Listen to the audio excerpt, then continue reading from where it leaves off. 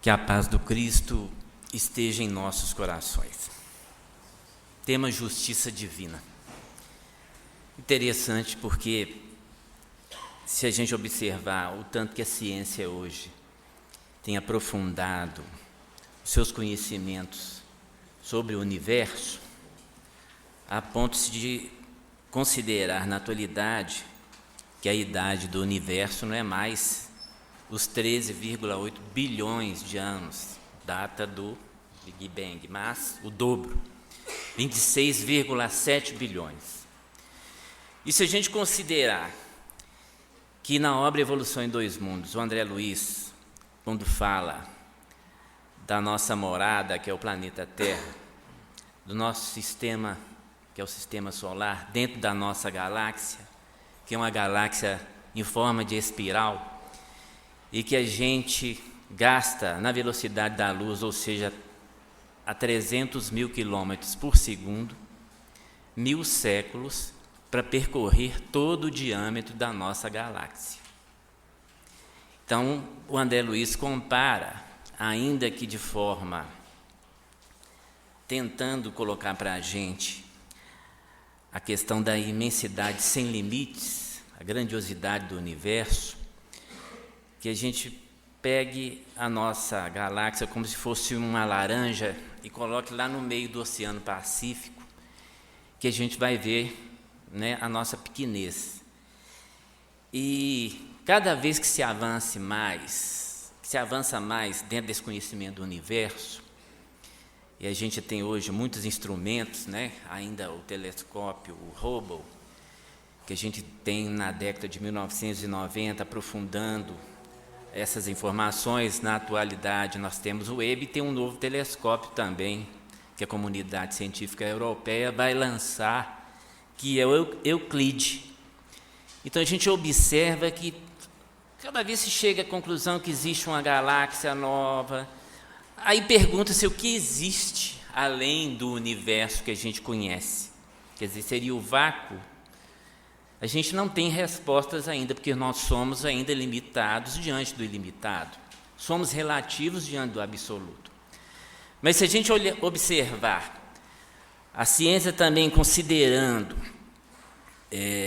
a existência de energia e matéria escura dentro do universo, mais ou menos por volta de 95% da energia e da matéria dentro do universo é considerado energia e matéria escura, quer dizer, você tem o resultado dos efeitos pela refração da luz, da expansão ou contração, e sabe que tem essa energia, essa matéria lá. E a gente vai observar que o Einstein mesmo considerou, dentro de umas suas fórmulas, né, e de pesquisas, que energia é igual massa vezes velocidade da luz ao quadrado, quer dizer, a matéria, né, quer dizer, sob a velocidade da luz ao quadrado, 900 mil quilômetros por segundo se transforma em energia.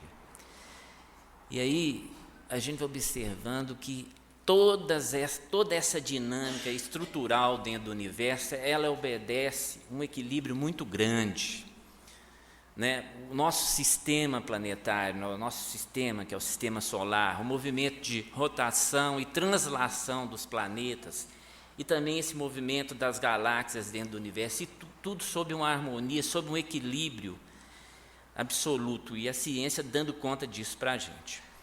Isso expressa, fundamentalmente, a questão da lei que rege tudo isso. E embora a gente possa dar o nome que a gente quiser, como consciência cósmica, Deus, ou a inteligência suprema, causa primária de todas as coisas, que é a primeira pergunta, com a primeira resposta, né, do Livro dos Espíritos, que é bem coerente e coloca para a gente um ponto de reflexão dentro dessa dinâmica de criação dentro do universo e do nosso papel dentro do universo. Quer dizer, se existem leis que equilibram todo o universo dentro das suas expressões físicas, identificáveis pelas instrumentações que a gente tem na atualidade, porque a gente não tem um instrumento que possa estar percebendo toda essa dinâmica em outras expressões, né, de dinâmica vibracional, de frequência, a gente vai observar que também existe uma lei que funciona dentro do princípio, desde que nós admitamos essa condição teísta, ou até agnóstica, mas também teísta, né, de que há um elemento, uma causa primária, fundamental dentro do universo que determina a todos e a tudo que existe dentro do universo, dentro da dinâmica da criação. E aí a gente vai observar a questão da imanência, que é trabalhada também no Livro dos Espíritos, quando se fala de Deus.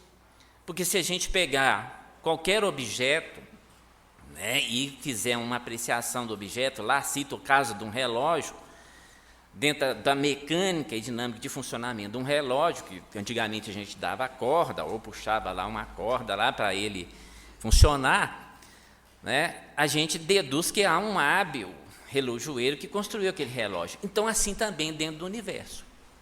A gente sabe que o universo está aí, cada mês se aprofundando mais dentro dele, chegando a bilhões de quilômetros, bilhões de anos-luz, né? E que há uma razão para que exista e o universo e também uma razão da nossa existência. E a gente deu o nome que a gente quiser e que no Livro dos Espíritos está o que é Deus, a inteligência suprema, a causa primária de todas as coisas.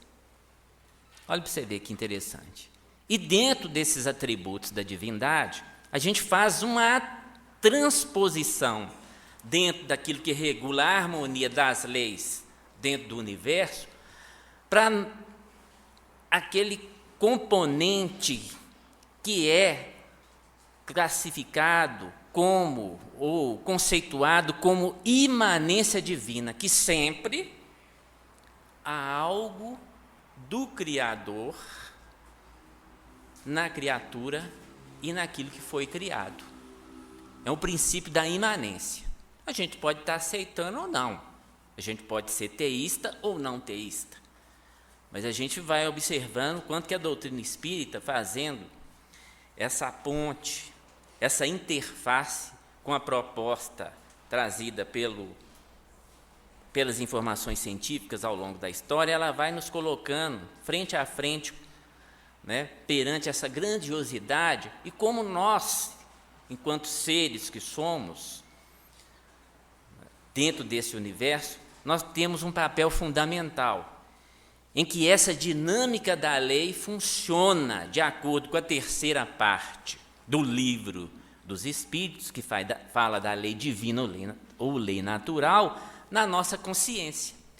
Mas até a gente chegar nesse ponto da consciência plena, dentro dessa interação com a lei divina, a gente vai observar um outro conteúdo que é trabalhado dentro da doutrina espírita, que é a questão da evolução, principalmente quando se trata da evolução no nosso planeta, o planeta Terra.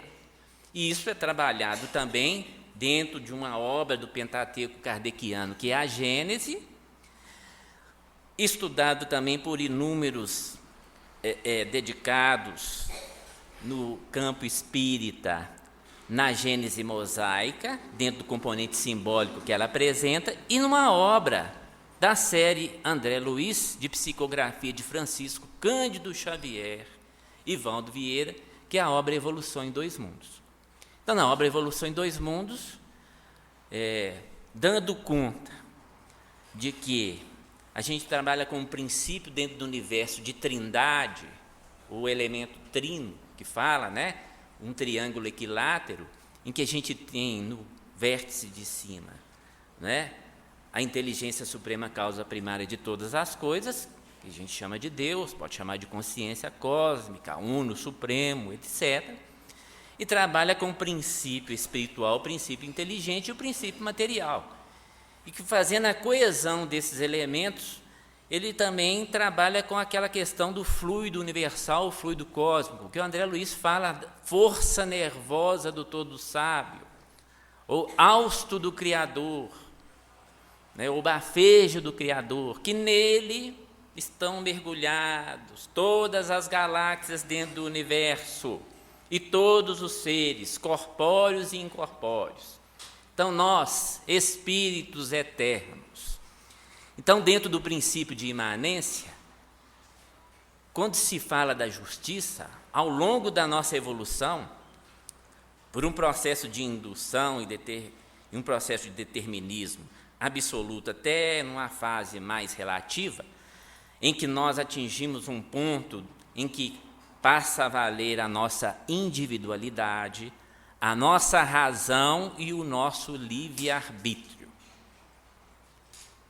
Isso é tratado lá na obra Evolução em Dois Mundos. E o marco, que seria a transposição do pensamento fragmentário, que não é reflexivo, para o pensamento reflexivo, o pensamento que depreende.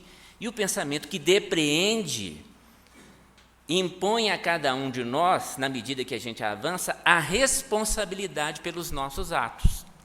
E aí a gente vê isso muito bem trabalhado em outras escolas religiosas, em outras filosofias, que tratam da questão do karma, ou seja, da lei de ação e reação, da lei de causa e efeito.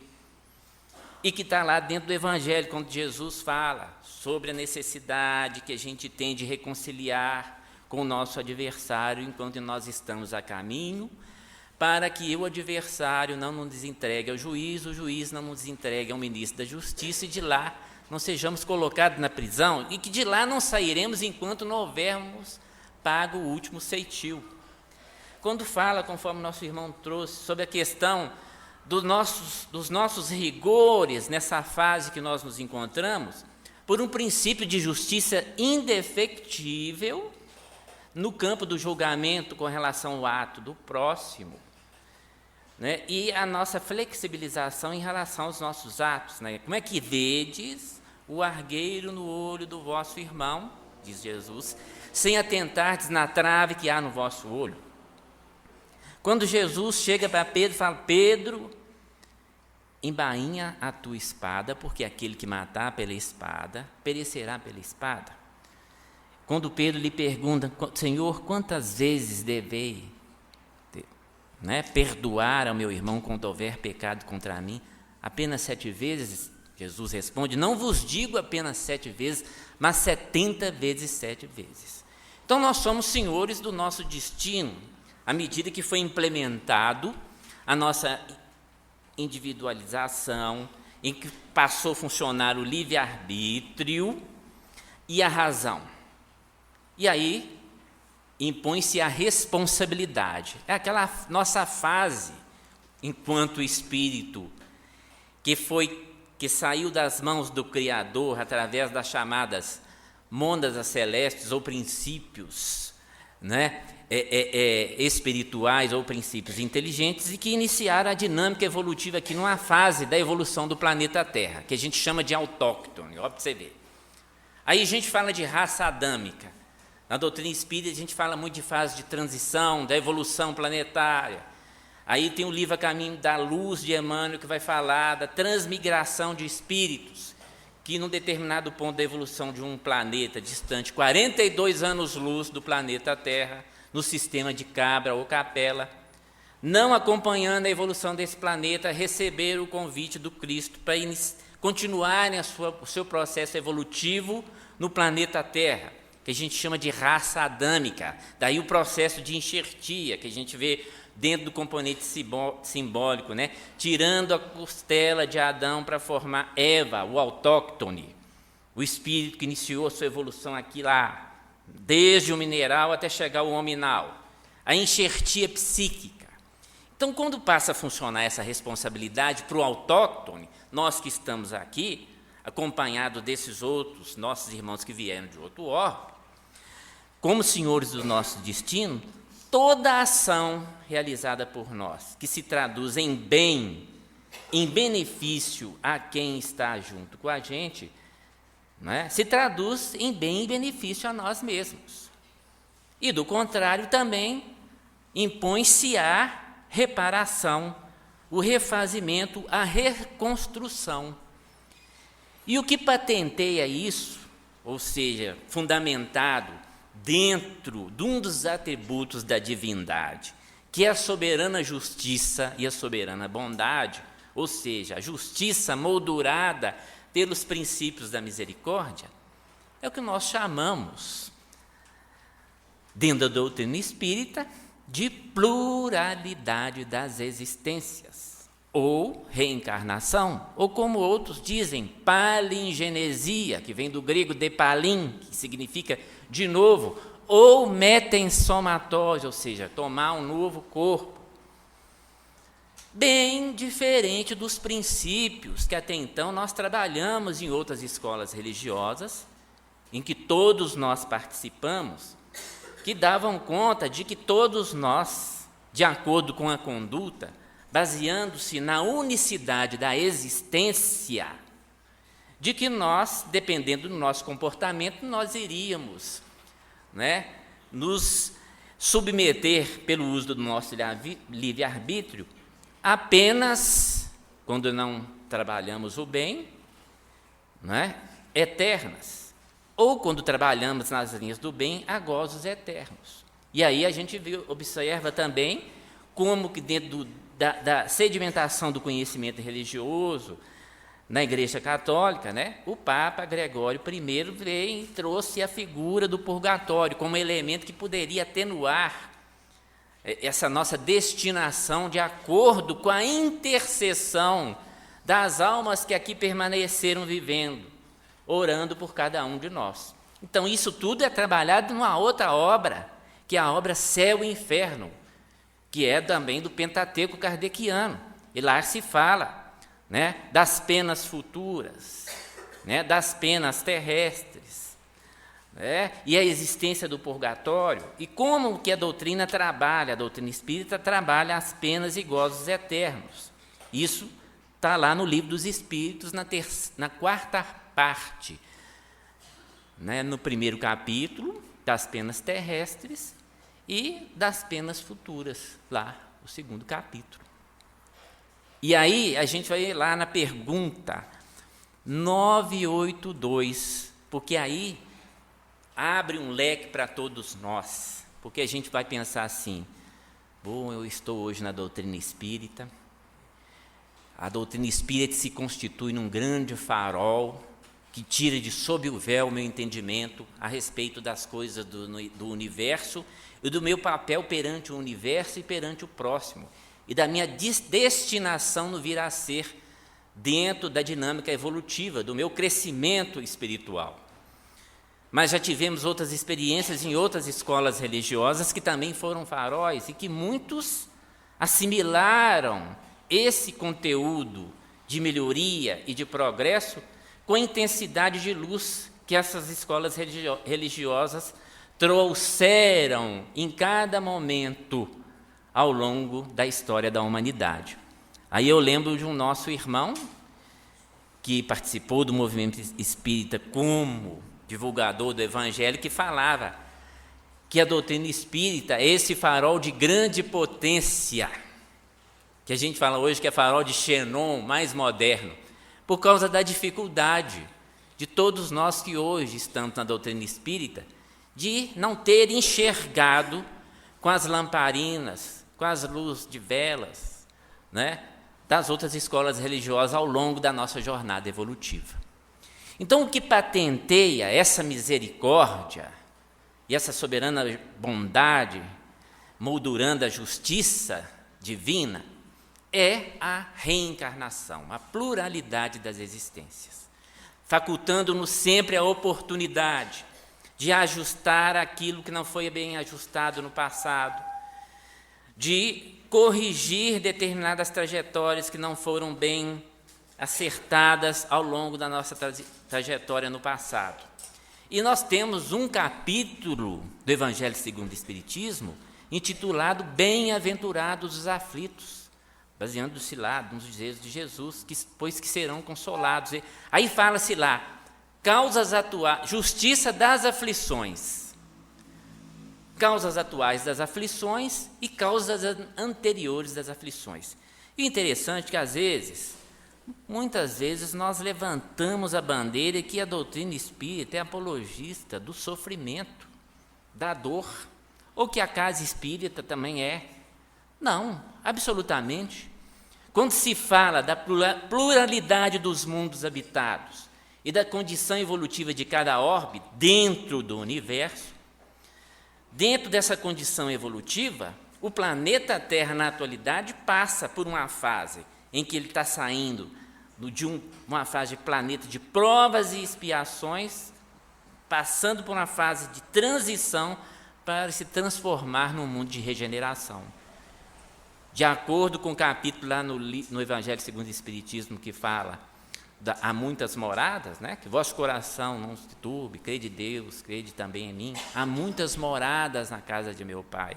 Lá eu estarei e vos revelarei para mim, para que aonde eu estiver, aí estejais também. Quer dizer, ampliação da nossa potencialidade consciencial, para que a gente entre em ressonância com a proposta do Criador, deixarmos de ser instrumento de complicação, num princípio de justiça indefectível, para sermos instrumento de misericórdia.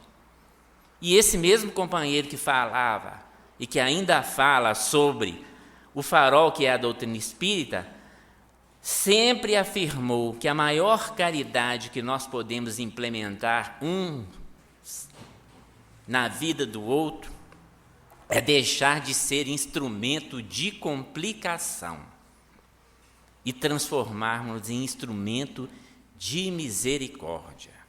E a misericórdia demanda de cada um de nós capacidade de compreender, capacidade de entender o piso evolutivo do outro, capacidade de exemplificar, porque o exemplo, muito mais do que a palavra de que nós possamos utilizar, ele arrasta. Haja visto os diversos exemplos dados pelo nosso querido Francisco Cândido Xavier, dentro do seu apostolado mediúnico, quando aqui passou junto de todos nós. Quer dizer, o exemplo.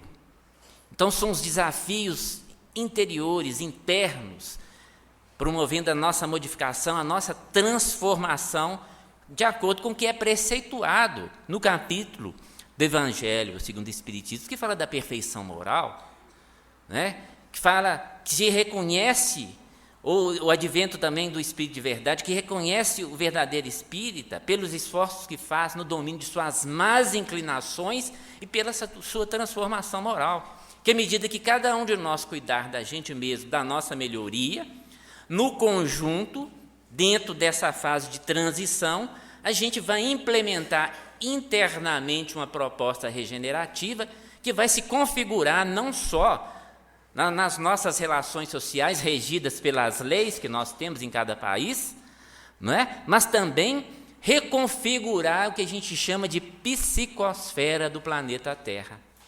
Porque, de acordo com a questão 459 do Livro dos Espíritos, quando se pergunta lá, Kardec pergunta aos espíritos, influenciam os espíritos em nossas vidas, em nossos pensamentos? A resposta é, muito mais do que supondes, de ordinário são eles que vos dirigem.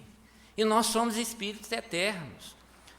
Nós pensamos, esse pensamento tem uma reflexão. Ele entra em sintonia com um conjunto de outros pensamentos. Então, se esse pensamento ele tem uma vibração mais densa, uma vibração mais lenta, se esse pensamento é moldurado por sentimentos de ódio, de rancor, de desavença, a gente também projeta isso na chamada psicosfera do planeta Terra, onde estão os nossos irmãos desencarnados, conforme é colocado lá na obra Nosso Lar, pelo nosso André Luiz, quando fala da região umbralina. Então, para a gente mudar essa psicosfera, é fundamental que nós mudemos os nossos pensamentos e que molduremos esses nossos pensamentos com sentimentos que expressam as nossas potencialidades maiores no campo da virtude, conforme o instrutor Calderaro fala lá na obra No Mundo Maior, para André Luiz, a questão do superconsciente, os elementos de censura, que são os elementos da vontade direcionada por cada um de nós, em trabalharmos a nossa intimidade para que, de fato, nos tornemos instrumentos de misericórdia uns perante os outros. Então, a justiça que regula as leis dentro do universo físico também regula as leis no universo extrafísico. E dentro do conceito que André Luiz traz de falar do extrafísico, aí a gente vai tomar como elementos que compõem o universo extrafísico, a nossa consciência, o que nós pensamos, o que nós sentimos. De acordo com essa construção ao longo da nossa trajetória evolutiva, nós vamos estabelecer situações positivas, né, situações felizes no vir a ser, no futuro, ou não. Aí a gente vai adentrar a questão da lei de causa e efeito, ou lei de ação e reação, ou lei do karma, e que está colocado dentro dessas obras já citadas aqui, quando fala dessa questão das penas de gozos futuros, né? E dentro dessa dinâmica, a gente vê lá, voltando a 982, que somente, a pergunta é que se somente está assegurado ao espírita a sorte e a felicidade na vida futura, porque a gente fala, não, agora estou na doutrina espírita, isso me é assegurado. Não, a resposta dos espíritos é a seguinte: somente o bem assegura. Não, e aí antes de responder isso, fala assim: se fosse assim, aonde estaria a justiça de Deus? Então pergunta, se somente está assegurada a sorte e a felicidade na vida futura aos espíritas, porque tem conhecimento. Porque, uma coisa a gente pode afirmar categoricamente: nós espíritas não temos que falar que acreditamos ou desacreditamos. Nós temos que afirmar categoricamente que sabemos, porque doutrina espírita é fé raciocinada. A gente sabe, tem responsabilidade diante daquilo que a gente sabe. Quando nos pergunta se somente está assegurada ao espírita, a resposta é o seguinte: se fosse assim, onde estaria a justiça divina? Somente o bem assegura a sorte e a felicidade na vida futura. Então, o bem, independente da nossa vinculação religiosa, se traduz nesse passaporte que vai assegurar a cada um de nós essa sorte, essa felicidade na vida futura. Onde as causas anteriores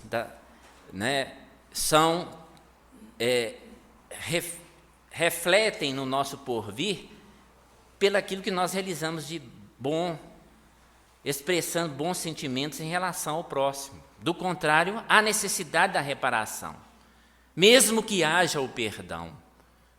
O perdão é uma constante, mas o perdão não exime a falta. O que exime a falta é a reparação. Aí na obra de André Luiz, Ação e Reação, nós vamos ver uma série de exemplos de espíritos que estão matriculados numa instituição no plano espiritual, ou no plano extrafísico, como diz o André Luiz, chamada Mansão Paz, coordenada lá por um pai e um filho, que não se dão a conhecer de imediato lá para o André Luiz, né? E que tem responsabilidades específicas com alguns espíritos que estão reencarnados e passando por processos aferidores diante da administração que fizeram das suas experiências transatas e que se refletiram em determinadas reencarnações. Aí a gente poderia estar pensando assim: quantas vezes a gente afirma dessa vontade divina? A vontade divina, ela é patente dentro do universo. Só que nós, pelos nossos desejos e os nossos impulsos, a gente, na maioria das vezes, tem se distanciado dessa vontade divina e colocando o nosso desejo acima da vontade divina, por causa da dureza do nosso coração, como diz Jesus. A dureza do nosso coração faz com que a gente não se enquadre dentro da dinâmica da vontade divina, porque a vontade divina é o bem em relação ao outro, o bem em relação ao próximo. Então esse livro vai dar conta do quanto o bem, de acordo com as afirmativas de Pedro, quando ele fala do amor que cobre a multidão de nossas faltas. Aí tem um capítulo aqui que ele vai retratar a experiência de um companheiro dentro do movimento espírita, dentro de uma casa espírita. O capítulo tem como título débito aliviado ou dívida aliviada. E fala lá de um companheiro lá, de nome Adelino Correia. Olha para você ver, está lá nesse capítulo. Eu sempre me lembro disso. Aí a gente hoje estava comentando sobre a questão do envelhecimento do corpo físico, né? Do tempo que a gente está no planeta Terra reencarnado.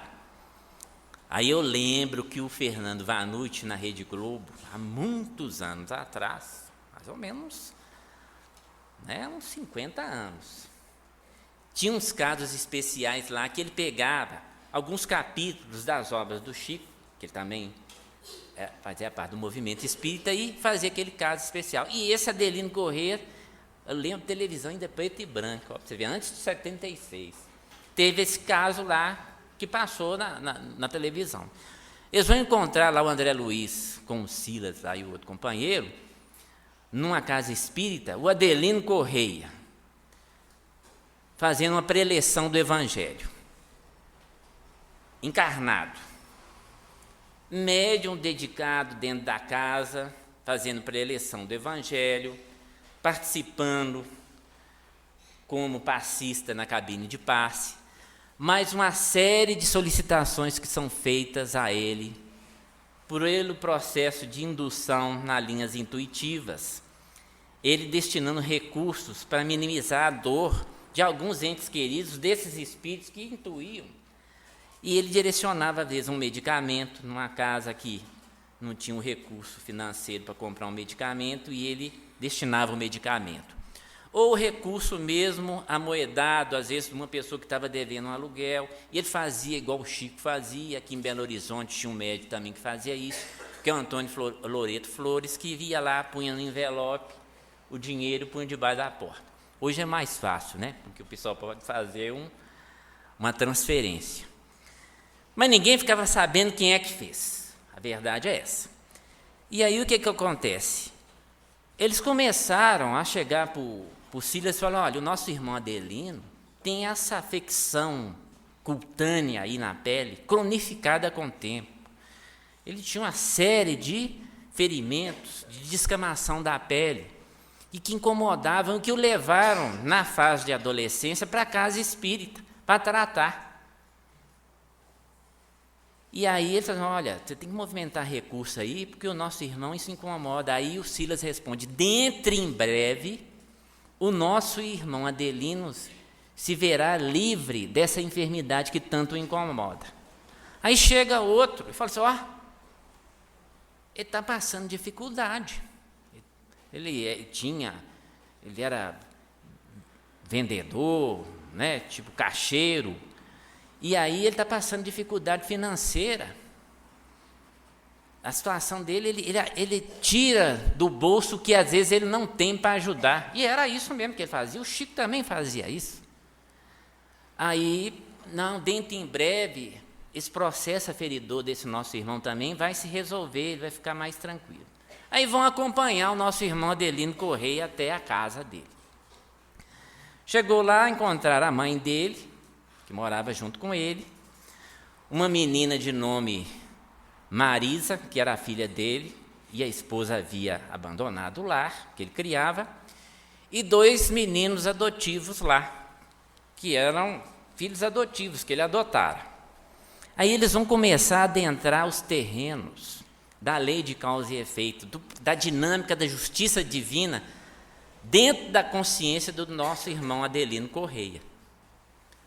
Porque a gente vai observar que esse princípio da responsabilidade, que atesta-nos o caminho a ser percorrido, ele está inserido no que o André Luiz chama lá na obra Evolução em Dois Mundos, de corpo mental superior, onde vibram as mentes de nós humanoides. Olha para você ver, porque os animais vibram no mental inferior. Tem algumas escolas religiosas, filosóficas que falam mental concreto e mental abstrato.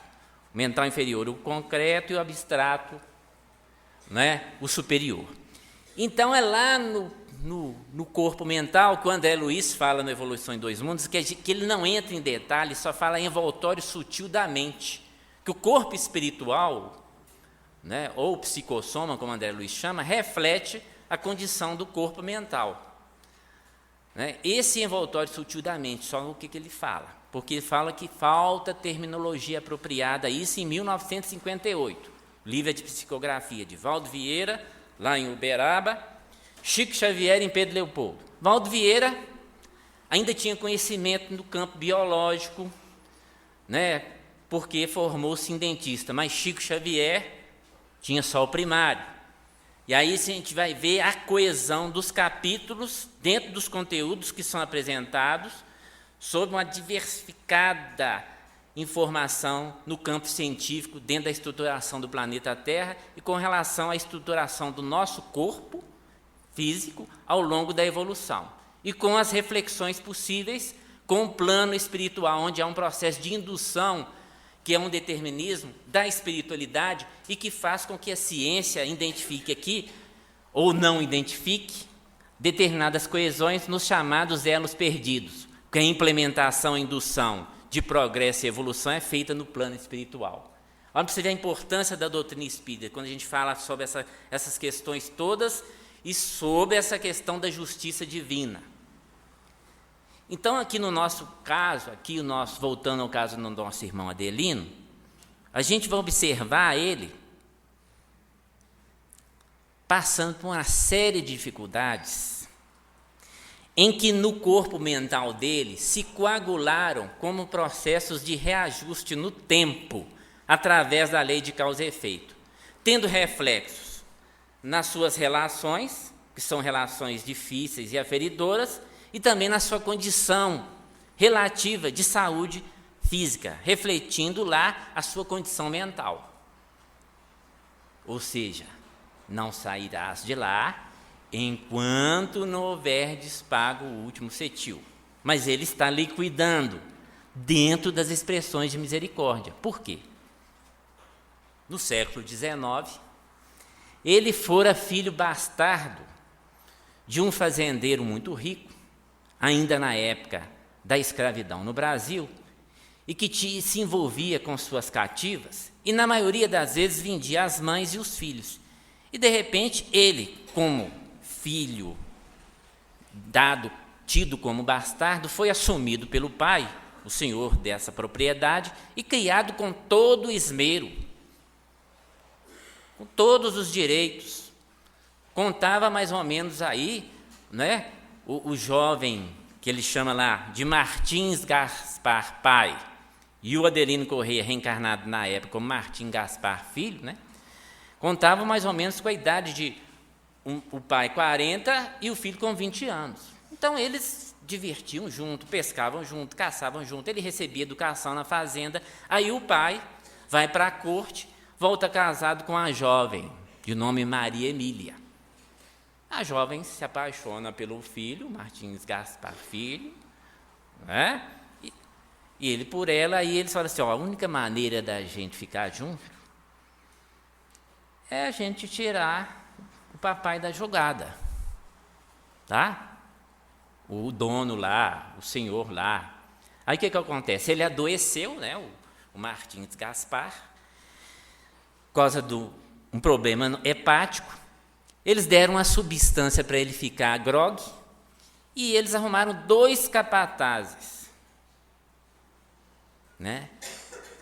Mário e Raul, de nome, da fazenda, pagaram esses 2 capatazes para tirar substâncias resinosas na cama do pai e atearam o fogo. O pai desencarnou naquela condição. Imediatamente, do corpo mental lá do filho, reencarnado lá, conforme comentado aqui, como o Adelino Correia, médio dedicado, coagulou-se lá a questão da culpa e do remorso. Na culpa e do remorso, houve o quê? Associação de mentes em desalinho, ou seja, sintonia na dificuldade, que a gente chama, dentro da doutrina espírita, no estudo da mediunidade de obsessão entre desencarnado e encarnado. Aí o que acontece? Começou a refugiar-se lá no porão da casa mental, nas linhas da impulsividade do desejo, para umas faixas mais complicadas para ele. Viajou com a moça que assumiu o compromisso com ele, que era a mulher do pai, assumiu a fortuna, foi para a Europa para esquecer, mas não conseguiu esquecer. Lá enlouqueceu, foi internado no hospital lá e desencarnou. E sentiu-se já naquela encarnação com essa enfermidade da pele, refletindo a condição mental do pai que morrera através do incêndio que promoveram lá. Aí o que acontece? Passa para o plano espiritual e a sintonia na dificuldade continuou lá do outro lado, que a gente na doutrina espírita fala de desencarnado para desencarnado.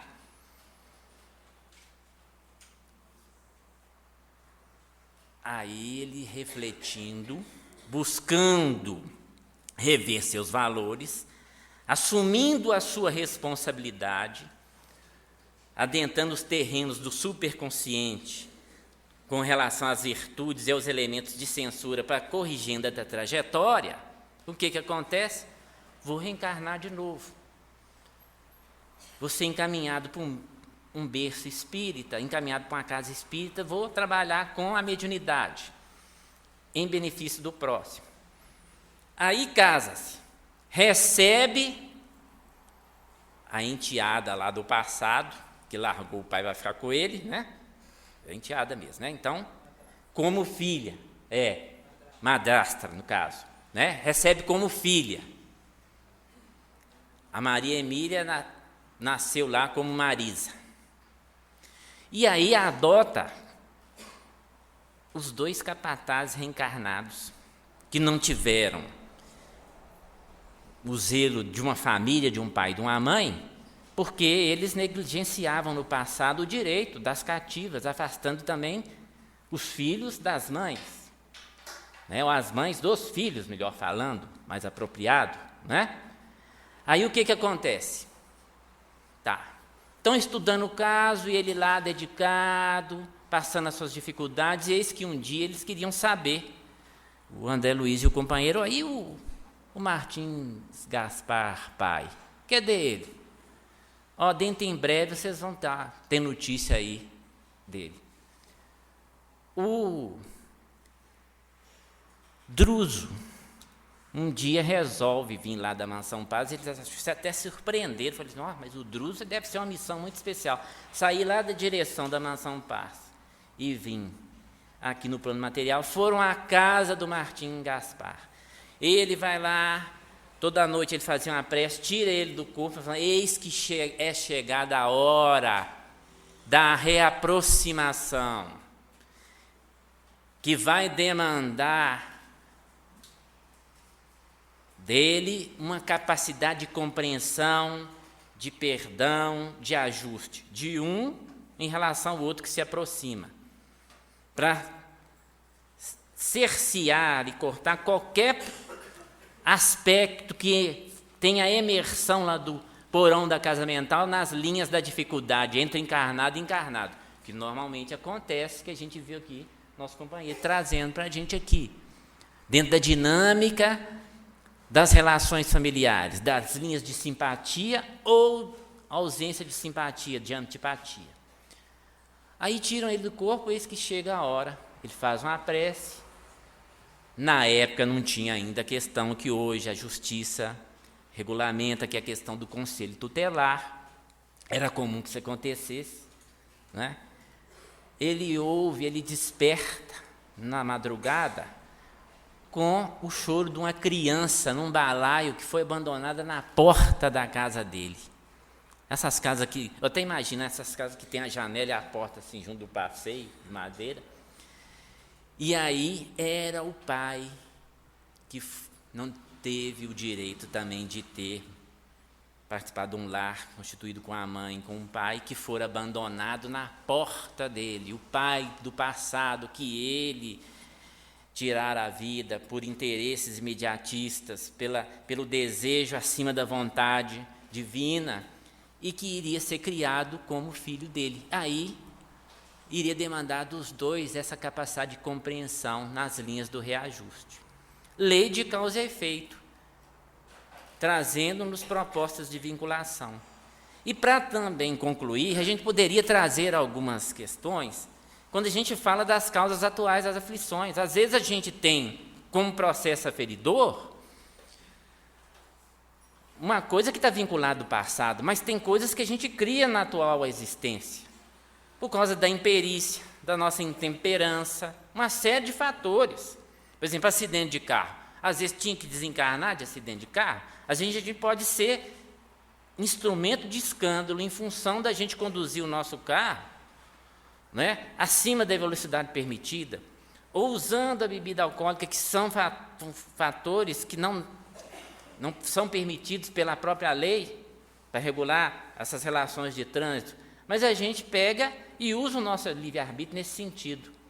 E aí, o carro derrapa, bate num poste, e a gente desencarna. Está vinculado ao passado? Não. Causas atuais. Por causa da imperícia, da imprudência, da falta de vigilância.